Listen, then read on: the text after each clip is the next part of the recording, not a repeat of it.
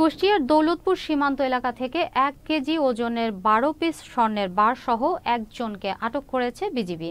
মঙ্গলবার ভারত সীমান্ত লাগোয়া খারিজাথাক এলাকা থেকে সোনার বার সহ রপন মণ্ডল নামে এক চোরা কারবারিকে আটক করা হয়। রপন মণ্ডল মুন্সিগঞ্জ সদর উপজেলার রমজান বেগ গ্রামের মৃত সুধীর মণ্ডলের ছেলে।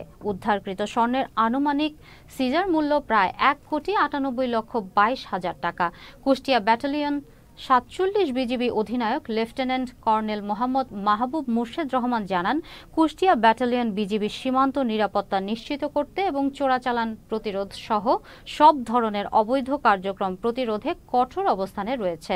আটককৃত রপন মণ্ডলকে দৌলতপুর থানায় হস্তান্তর সহ উদ্ধারকৃত স্বর্ণ কুষ্টিয়া জেলা ট্রেজারি অফিসে জমা দেওয়া হয়েছে।